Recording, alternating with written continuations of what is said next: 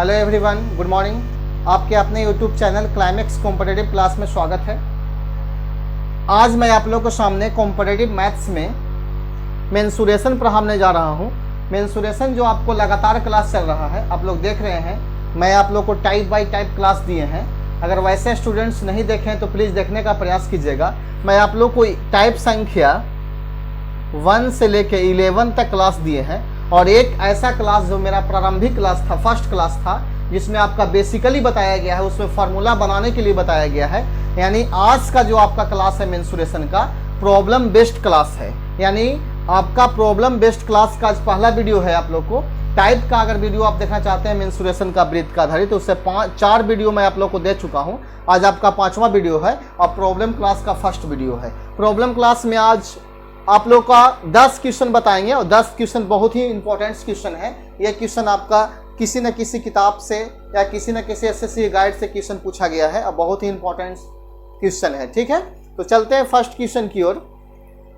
मैं आप लोग को प्रॉब्लम क्लास 2 वीडियो में दूंगा। अगर आप लोग को भी कोई प्रॉब्लम है वृत्त से आधारित तो आप क्वेश्चन पूछ सकते हैं। ठीक है, पहला क्वेश्चन कहता है एक वर्ग के अंतःवृत्त तथा परिवृत्त के क्षेत्रफल का अनुपात ज्ञात करें। ठीक है, एक वर्ग के अंतःवृत्त और परिवृत्त के क्षेत्रफल का अनुपात ज्ञात करना है। तो सबसे पहले आप 2 फिगर बनाइए। जैसे ये आपका ये वृत्त है ना, तो कहता है एक वर्ग के अंतःवृत्त, एक वर्ग के अंतःवृत्त यानी वर्ग के अंदर एक वृत्त होगा, ये आपका अंतःवृत्त कहलाता है। अंतःवृत्त हो गया, और परिवृत्त के क्षेत्रफल का अनुपात पूछा गया है। तो एक फिगर और बनाइए जिसमें आपका परिवृत्त दर्शाया जाता है। यानी आप पहले वर्ग बना दीजिए या वृत्त बना दीजिए, ठीक है, और उसके अंदर वर्ग बनाइए।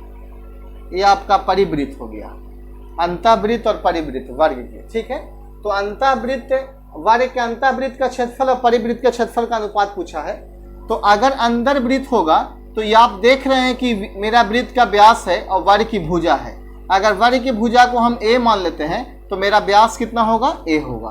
तो त्रिज्या कितना होगा, a/2 होगा। ठीक है, त्रिज्या क्या होगा, a/2 होगा। ठीक है,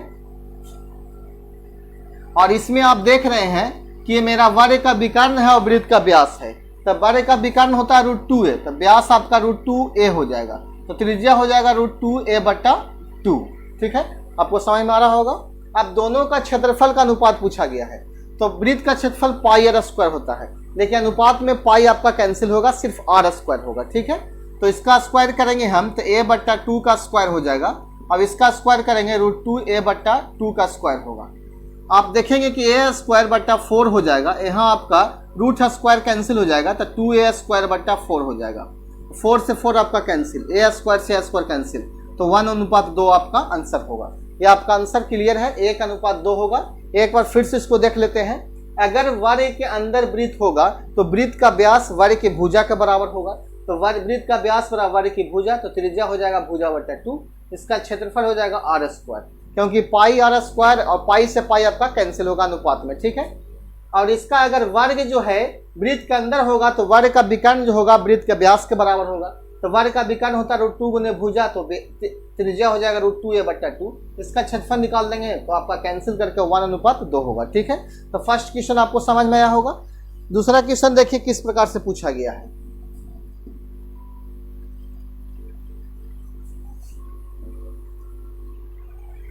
दूसरा क्वेश्चन आज का आपका है, क्वेश्चन पढ़ने का प्रयास कीजिएगा। कहता है यदि किसी वृत्त की त्रिज्या में 50% की वृद्धि कर दिया जाए तो उसके क्षेत्रफल और परिधि में कितने % की वृद्धि होगा। यानी कहने का मतलब का है, ये सब जितना क्वेश्चन बताया गया है सभी आपको टाइप से दिया गया है। अगर आप टाइप नहीं पढ़े हैं तो प्लीज पढ़ने का प्रयास कीजिएगा, उसके बाद इस क्वेश्चन को बनाइएगा, बहुत आसान तरीका से बनेगा।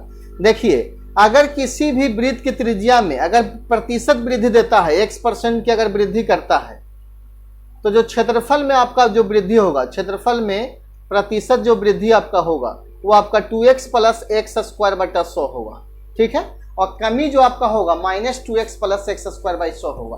तो आप प्रतिशत वृद्धि निकालेंगे तो x का वैल्यू 50 बैठा देंगे, तो 2 × 50 और प्लस 50 का स्क्वायर/100। 50 गुने 2 कीजिएगा तो आपका 100 होगा।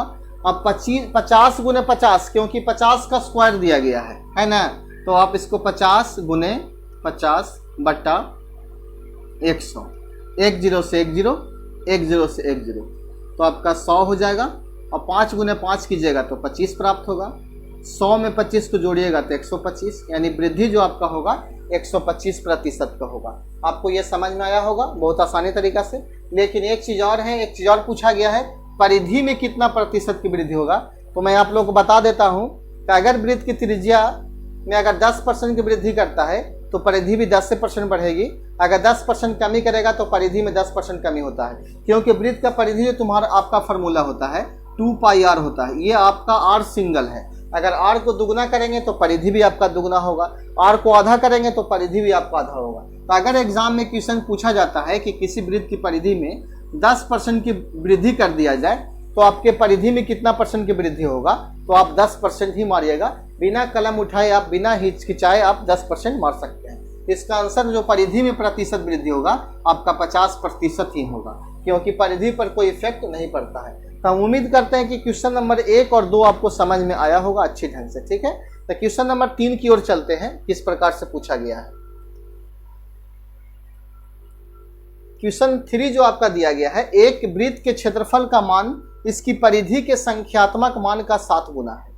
यानी एक वृत्त का जो क्षेत्रफल होगा इसकी परिधि का 7 गुना होगा, तो वृत्त की परिधि निकालना है। ठीक है, तो जहाँ हम लोग जानते हैं कि वृत्त का जो क्षेत्रफल होता है वह होता है πr²। क्या होता है?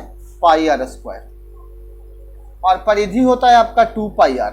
ठीक है, यहाँ बोला है कि वृत्त के क्षेत्रफल का मान परिधि से 7 गुना है। क्षेत्रफल जो है से परिधि से 7 गुना है, तो इक्वल करने के लिए आप 7 में किस में गुना कीजिएगा, तो परिधि में गुना कीजिएगा। क्यों कीजिएगा?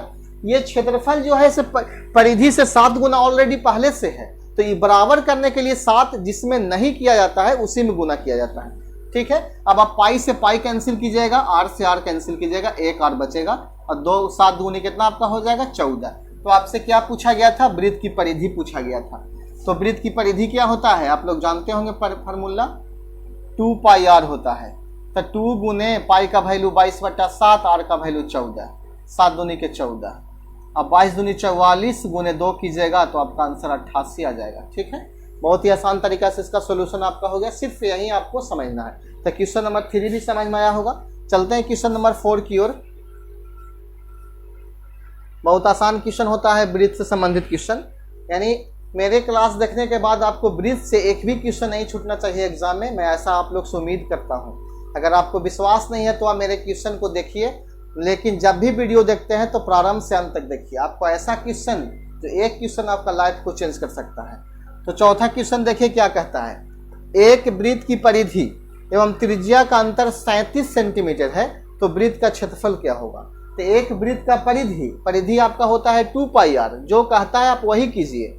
एक वृत्त का परिधि आपका कितना होता है 2πr, और त्रिज्या आपका कितना होता है r, और दोनों का अंतर के मतलब क्या होता है डिफरेंस। अंतर के मतलब डिफरेंस आपका दिया गया है 37 सेंटीमीटर। तो इसका क्षेत्रफल निकालना है। तो वृत्त का क्षेत्रफल निकालने के लिए आपकी r की आवश्यकता पड़ेगा, क्योंकि वृत्त का क्षेत्रफल होता है πr²। ठीक है, तो यहाँ से आप r कोमा ले सकते हैं, तो यहाँ आपका 2π - 1 होगा बराबर 37 हो जाएगा। ठीक है, r इंटू 2 गुने पाई का वैल्यू 22/7 - 1 और बराबर 37। ठीक है, r इंटू 22 दूनी 44 - 7/7 हो जाएगा बराबर आपका 37 हो जाएगा। 44 में से 7 को घटाइएगा तो हम लगता है कि 34 आएगा। 14 में से 7 जाएगा तो 7 होगा और 3, 37/7 और बराबर आपका 37। 37 से 37 क्लियर, r बराबर आपका 7 आ जाएगा। तो आपसे क्या पूछा गया है, तो वृत्त का क्षेत्रफल क्या होगा। हम लोग जानते हैं कि जब त्रिज्या 7 होगा तो क्षेत्रफल 154 होगा। बनाते बनाते एकदम प्रैक्टिस हो जाता है कि आप आंसर बिना कलम उठाए बिना सॉल्यूशन के मार सकते हैं। अगर इसका क्षेत्रफल निकालिएगा तो πr² 22/7 और गुने 7 गुने 7, 7 दूनी 14, 14 1 15, 154 आ गया। यानी 154 जो है वो आपका आंसर होगा। ठीक है, तो क्वेश्चन नंबर 4 भी आपका क्लियर हो गया और 1 2 3 4 कंप्लीट। आप क्वेश्चन नंबर 5 देखिए किस प्रकार से दिया गया है। बहुत ही आसान तरीका से आपका क्वेश्चन का सॉल्यूशन हो रहा है। अगर आपको लगता है कि ऐसा क्वेश्चन आप लोग से बन जाता है तो बहुत अच्छा उम्मीद है। देखिए ऐसा क्वेश्चन जो आप लोग से नहीं बनता है तो प्लीज़ पूछने का प्रयास कीजिए और मेरे कमेंट बॉक्स में जाइए और उसको टाइप कीजिए। ठीक है, कहता है 5 क्वेश्चन, किसी वृत्त की त्रिज्या में 30% की कमी करने पर इसके क्षेत्रफल में कितने परसेंट कमी होगा। अभी जस्ट मैं परिधि का चर्चा किए थे, आप क्वेश्चन आपका परसेंटेज कमी से पूछा गया है, तो प्रतिशत कमी जब भी आपका दिया जाएगा तो -2x प्लस x² बटा 100 होगा। इस फार्मूला को माइंड में आप बैठा सकते हैं, ठीक है। 10% का 30% कमी है तो -2 गुने 30 कर दीजिए और प्लस 30 का स्क्वायर 30 गुने 30 बटा आपका 100 हो जाएगा। 30 गुने -2 कीजिएगा तो आपका हो जाएगा -60 प्लस 2 0 से 2 0 3 तिहाई 9।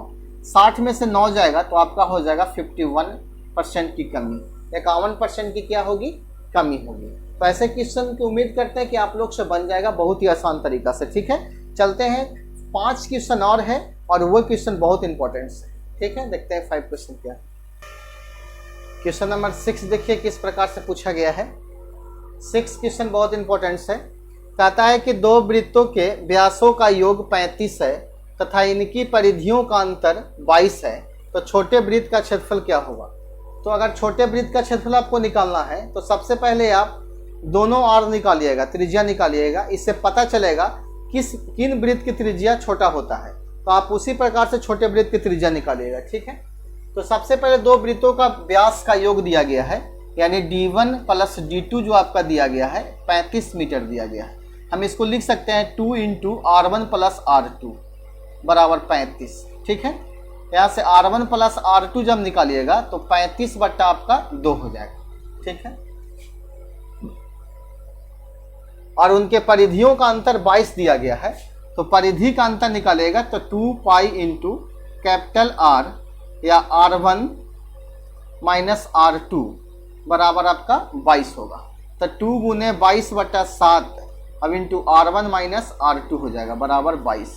22 से 22 आपका कैंसिल हो जाएगा, ठीक है। तो R1 माइनस R2 जब निकालिएगा तो 7 बट्टा 2 हो जाएगा। यहाँ से आप ये समीकरण से आपके पास दो समीकरण क्लियर है, ये समीकरण और ये समीकरण, दो से आप R1 और R2 का वैल्यू निकाल लीजिएगा तो आपसे पता चलेगा कि कौन सा R छोटा है, आप उसी का क्षेत्रफल निकाल सकते हैं। अब निकालने का बहुत आसान तरीका है, आप इसको कैंसिल कीजिएगा तो ये आपका कैंसिल हो जाएगा। R1 जोड़िएगा तो 2R1 आपका हो जाएगा और 35 बट्टा 2 और प्लस 7 बट्टा 2, तो आपका 35 और 7 आप जोड़िएगा तो 7 5 12 के 2 और 42 हो जाएगा बट्टा 2, इतने 21 हो जाएगा। यानी R1 जो आपका होगा 21 बट्टा 2 होगा। उसी प्रकार से R2 निकाल लीजिएगा और उसका क्षेत्रफल आप निकाल सकते हैं, ठीक है। तो आप इसका आंसर क्लियर कर सकते हैं, ठीक है। क्वेश्चन नंबर 7 देखिए किस प्रकार से बनेगा। क्वेश्चन नंबर 7 आपका दिया गया है, एक पहिए का व्यास। क्वेश्चन नंबर 7 से 9 तक आपका क्वेश्चन सेम है। अगर आप एक क्वेश्चन बना लेते हैं, थोड़ा सा डिफरेंस है, यानी आपका 8 और 9 बिल्कुल सेम है, यानी 7 से थोड़ा डिफरेंस है, लेकिन ये क्वेश्चन एग्जाम में पूछता ही पूछता है। आप इसको प्रॉमिस मानिए या आप इसको रट जाइए, किसी प्रकार से इसको बनाइए, लेकिन ऐसा क्वेश्चन एग्जाम में एक क्वेश्चन आता है। एक पहिए का व्यास 1.26 मीटर है, तो 500 चक्कर लगाने में यह कितनी दूरी तय करेगा। तो हम आपसे पूछते हैं कि अगर एक पहिया जो है एक चक्कर लगाने में कितना दूरी तय करता है, तो जैसे पहिया गोले गोले घूमता है तो आपका एक चक्कर लगाएगा, तो एक चक्कर लगाने मैंने 2 पाई आर। हम सिंपल सी बात माइंड में रखना है कि एक चक्कर लगाने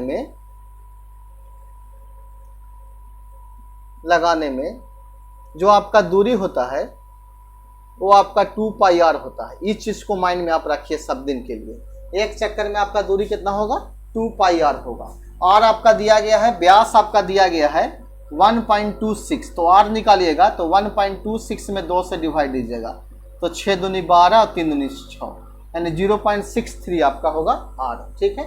तो सबसे पहले एक दूरी लगाने के लिए एक चक्कर में कितना दूरी लग जाता है, उसी प्रकार से 500 चक्कर में कितना दूरी लगेगा, जो परिधि आपका आएगा उसी में 500 से गुना कर देंगे तो आपका आंसर मिलेगा। तो एक चक्कर का दूरी निकालेंगे हम, एक चक्कर में दूरी निकालेंगे तो 2 गुने 22 बटा 7 गुने 0.63 हो जाएगा, ठीक है। 7 से काटेंगे 9 7 63 आपका कैंसिल होता है, 9 7 63 0.09 आपका हो जाएगा, ठीक है। 2 गुने 22 हो जाएगा, 22 दूनी 44 गुने 0.09 हो जाएगा। 9 चौके 36, 9 चौके 36 के 6 बैलेंस 3 होगा, फिर 9 चौके 36 37 38 39, यानी इतना आपका हो 3.96 हो जाएगा मीटर में, ठीक है। तो चूंकि एक चक्कर लगाने में 3.96 मीटर, तो 500 चक्कर लगाने में कितना होगा? तो चूंकि एक चक्कर लगाने में आपका हो जाएगा 3.96 मीटर, इसलिए 500 चक्कर लगाने में कितना होगा?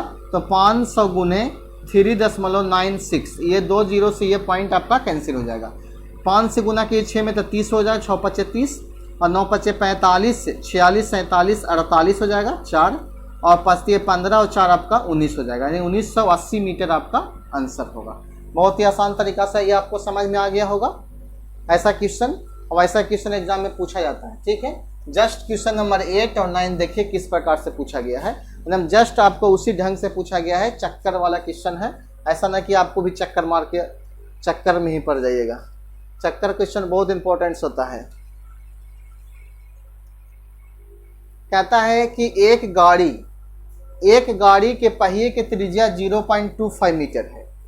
एक गाड़ी जो है जिसकी पहिए की त्रिज्या जो आपका है 0.25 मीटर है, 11 किलोमीटर दूरी तय करने में यह पहिया कितना चक्कर लगाएगा? तो सबसे पहले आप सोचिए कि 1 किलोमीटर मतलब पहले 1 किलोमीटर का दूरी का चक्कर लगा लेंगे, उसके बाद 11 किलोमीटर का, जस्ट आपका अपोजिट है। उसमें दूरी पूछा गया था, चक्कर निकालना था 500 चक्कर में, अभी आपका दूरी दे दिया गया है, चक्कर की संख्या पूछेगा, जस्ट उसका अपोजिट है। तो एक चक्कर में दूरी निकालेंगे हम, ध्यान दीजिएगा यूनिट्स पर ध्यान दीजिएगा, ये आपका मीटर और किलोमीटर पर ध्यान दीजिएगा, ठीक है। एक चक्कर में 2 पाई आर जब निकालिएगा तो 2 गुने 22/7 गुने आर का वैल्यू 0.25, ठीक है। अब इसको गुना कीजिएगा, 0.25 मीटर में दिया गया है, ध्यान दीजिएगा, ठीक है। तो 22 दूनी आपका 44 हो जाएगा और गुने 0.25/7 मीटर, ठीक है। अब चूंकि लिखेंगे यहाँ कि 44 गुने 0.25/7 मीटर बराबर एक चक्कर, ये तो हम लिख सकते हैं क्योंकि इतना मीटर बराबर 1 चक्कर आपका होगा। तो इसलिए सबसे पहले 1 मीटर का निकालेंगे हम, तो 7/44 गुने 0.25 आएगा। यहाँ 1 मीटर है, आपसे पूछा गया 11 किलोमीटर, तो 11 किलोमीटर में अगर किलोमीटर को मीटर में चेंज करना है तो 1000 मीटर बराबर 1 किलोमीटर होता है, आप लोग जानते होंगे। तो यहाँ 11 गुने 1000 कीजिएगा तो ये आपका मीटर निकल जाएगा। तो यहाँ आपका 7/44 गुने 0.25 और गुने 11 गुने 1000 आपका होगा, ठीक है। ये पॉइंट को अगर कैंसिल करते हैं तो 2 जीरो ऊपर और जाएगा और 25 चौके 100 हो जाएगा और 11 चौक 44 और 11 से 11 कैंसिल, तो आपका आंसर कितना है? 7000 चक्कर। ये आपका आंसर होगा 7000 चक्कर।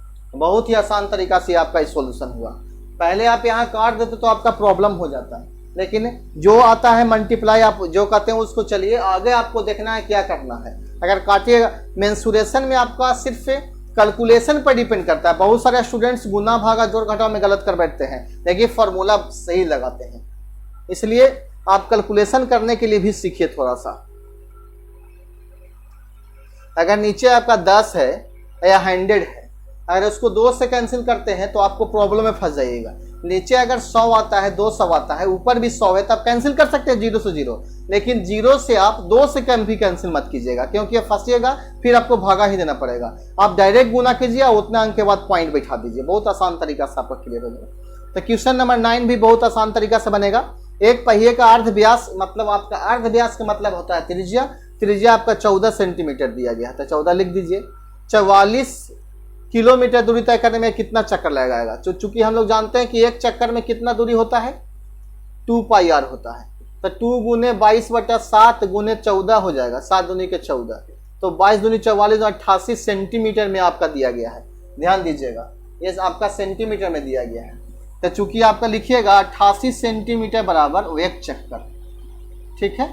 तो इसलिए 1 सेंटीमीटर बराबर 1/88 चक्कर, इसलिए पहले 100 सेंटीमीटर निकाल लीजिएगा, यानी 1 मीटर बराबर 1/88 गुने कितना हो जाएगा आपका 100, 1 मीटर बराबर हो गया।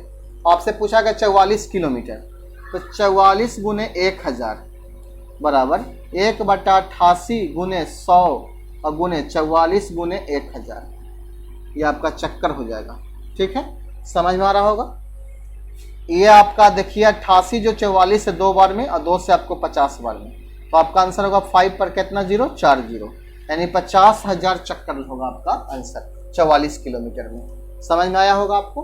तो क्वेश्चन नंबर 10 देखिए, बहुत इंपॉर्टेंट है।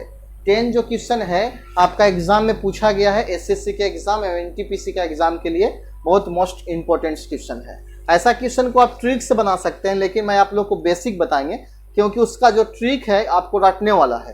तो मैं आप लोग को रटने का ट्रिक नहीं बता रहे हैं, आपको बेसिक चीज़ बताना चाह रहे हैं जो आप इसको माइंड में रख सकते हैं बहुत ही आसान तरीका से।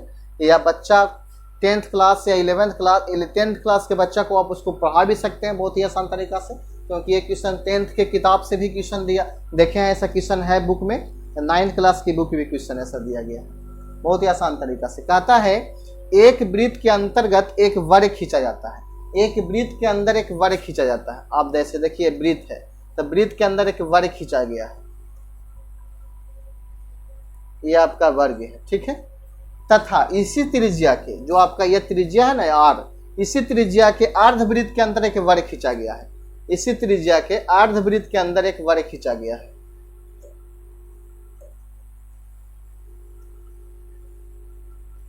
इसी त्रिज्या के अर्धवृत्त के अंदर एक क्या खींचा गया है, वर्ग खींचा गया है। तो ये आपका होगा अर्धवृत्त, वही त्रिज्या का। तो कहता है कि दोनों वर्गों के क्षेत्रफल का अनुपात ज्ञात करें, बहुत इंपॉर्टेंट है। यानी एक वर्ग जो है आपको वृत्त के अंदर है और एक वर्ग अर्धवृत्त के अंदर है, और दोनों वर्ग का क्षेत्रफल निकालना है, और शर्त आपका है कि त्रिज्या सेम है, ठीक है। तो ध्यान दीजिएगा, ये तो आप निकाल सकते हैं, ये त्रिज्या आपका, ये भी आपका त्रिज्या हो जाएगा। तो आपका वर्ग का विकर्ण होता है √2 गुने भुजा, अब वर्ग का व्यास हो जाएगा 2r, तो a बराबर आपका हो जाएगा 2r बटा √2। यहाँ तो आपका क्लियर हो गया, यहाँ भुजा आपका निकल गया तो इसको स्क्वायर निकाल देगा तो क्षेत्रफल निकल, लेकिन इसमें प्रॉब्लम करेगा। इसी त्रिज्या का है, ध्यान दीजिएगा थोड़ा सा, बहुत ही आसान तरीका से इसे बना सकते हैं आप, बहुत ही आसान तरीका से। जैसे देखिए ये आपका क्या होगा, वर्ग का विकर्ण होगा।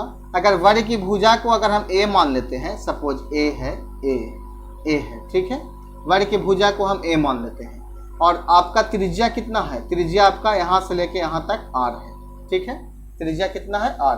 तो आप देखिए कि ये भी आपका क्या होगा, त्रिज्या होगा, ये क्या होगा, त्रिज्या होगा, क्योंकि केंद्र से परिधि को छूने वाली रेखा त्रिज्या कहलाती है, ठीक है। और ये मेरा अर्ध बिंदु है, ये मेरा वर्ग का भुजा है लेकिन ये मेरा पॉइंट है, तो यहाँ से लेके यहाँ तक मेरा पॉइंट कितना होगा। जैसे मान लीजिए आपका ये आपका वर्ग है, ध्यान से समझिएगा थोड़ा सा, ये आपका वर्ग है, तो ये मेरा भुजा है a, तो इसका आधा मेरा a बटा 2 होगा, लेकिन ये भुजा मेरा a है क्योंकि वर्ग की भुजा आपस में बराबर होती है, और ये मेरा वृत्त का क्या हो जाएगा, त्रिज्या हो जाएगा, ये मेरा a बटा 2 हो जाएगा। तो आप देखिएगा यहाँ आपका a b c मान लेते हैं, a b और c, ठीक है। तो आप यहाँ देख रहे हैं कि ये मेरा 90 डिग्री का कोण बनेगा, तो आप यहाँ r जो है कर्ण पर है, तो कर्ण बराबर फार्मूला होता है r² बराबर लंब स्क्वायर प्लस आधार स्क्वायर। तो लंब आपका AC हो जाएगा तो a² प्लस आधार हो जाएगा a बटा 2 का स्क्वायर। तो यहाँ से r² बराबर a² प्लस a² बटा 4 हो जाएगा, यानी r² बराबर 4 और एक 5a² बटा 4। तो यहाँ से a² आप निकाल लीजिए, क्या निकाल लीजिएगा, a²। तो a² जैसे ही निकालिएगा आप तो आपका हो जाएगा 4r² बटा 5, ये आपका क्लियर हो गया, a² निकल गया। तो बताइए इसका क्षेत्रफल आप निकालिएगा, इसका क्षेत्रफल तो a² निकालिएगा, तो a² मतलब 2r बटा √2 का स्क्वायर। अब इसका क्षेत्रफल आपका हो जाएगा सिर्फ 4r² बटा 5, क्योंकि ये ऑलरेडी पहले से a² निकाला गया है। अब इसका स्क्वायर कीजिएगा तो 4r² बटा 2 हो जाएगा, और यहाँ आप निकालेगा तो 4r² बटा 5 हो जाएगा, ये आपका कैंसिल हो जाएगा, तो 5:2 आपका आंसर हो जाएगा, 5 यहाँ 2 यहाँ चला जाएगा, यही आपका आंसर होगा 5:2। आपको सिर्फ ये चीज़ समझना है, ये चीज़ अगर ये आप समझ लेते हैं तो बहुत आसान तरीका है। इसको एक बार फिर से मैं समझाने का प्रयास कर रहे हैं, आप लोग समझिएगा ध्यान से, ठीक है। सबसे पहले ये आप देखें मेरा वर्ग है, ये मेरा वर्ग की भुजा है और ये मेरा वृत्त की त्रिज्या है, ठीक है। तो केंद्र से परिधि की ओर जाने वाली रेखा भी आपकी त्रिज्या ही होती है, तो ये आपका त्रिज्या हो जाएगा, ये मेरा वर्ग की भुजा a होगा और ये मेरा अर्ध भुजा होगा a बटा 2। तो यहाँ आपका 90 डिग्री कोण बनेगा, तो ये आपका r कर्ण हो जाएगा, a लंब हो जाएगा, ये आपका आधार हो जाएगा। तो कर्ण स्क्वायर बराबर लंब स्क्वायर प्लस आधार स्क्वायर, यहाँ से आप a² निकालिएगा तो 4r² बटा 5। बहुत सारे स्टूडेंट्स यहाँ से भुजा निकालेंगे, लेकिन आपको भुजा स्क्वायर निकालना है तो आप सिर्फ भुजा स्क्वायर निकाल लीजिए, आपका आंसर क्लियर हो जाएगा। तो आप यहाँ इसका वर्ग का क्षेत्रफल भुजा स्क्वायर होता है, यहाँ आपका भुजा स्क्वायर है, कैंसिल कीजिए तो 5:2 आया। तो हम उम्मीद करते हैं कि ये वीडियो आपका अच्छा लगा होगा। अगर ये वीडियो आप लोग को अच्छा लगता है तो इस वीडियो को लाइक कीजिएगा और कमेंट कीजिए और ज़्यादा से ज़्यादा लोगों को सब्सक्राइब कीजिए, ज़्यादा से ज़्यादा लोगों को शेयर कीजिए, ठीक है। तो वैसे स्टूडेंट जो नए जुड़े हैं चैनल से, तो सबसे पहले मेरे चैनल को सब्सक्राइब कीजिएगा। इस वीडियो को देखने के लिए आपको बहुत बहुत धन्यवाद। Thank you.